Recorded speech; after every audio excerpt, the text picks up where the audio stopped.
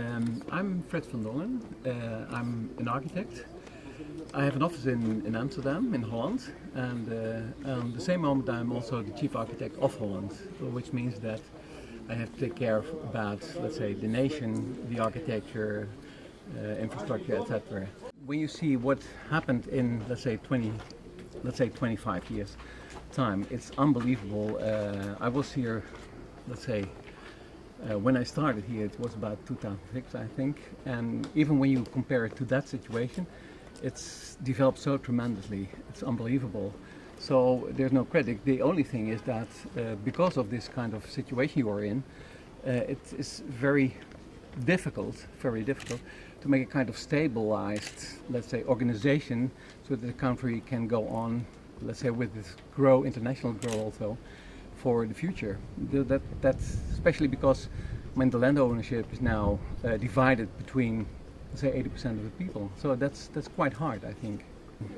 What is, when you go back a little bit to the history of Albania, I mean, till starting of the 90s, it was in the communist socialist regime, let's say, and then it turned around to a kind of open society, and I think that's really the problem also for Albania, because they are just in this lack of, let's say, regionalism and also, let's say, the world attitudes. So that's a little bit, I think, a difficulty. But on the other hand, that gives also the challenges.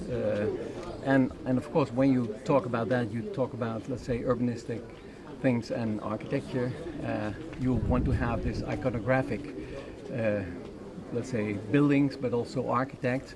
That's on the one hand. On the other hand, you really have to build up, let's say, Albania in a kind of very decent, very attractive way, which is quite difficult, of course, because, let's say, in the, let's say, socialist time, everything was organized and was in position of the state. Now everything is organized by the people themselves, illegal or not illegal, informal or not informal, and it's very hard to make in that way of, let's say, doing a kind of rules that everybody had to, let's say, to comply to. And in the end, this will be, I think, the mega structure for the country, at least. So, and it's a very hard job for the new government.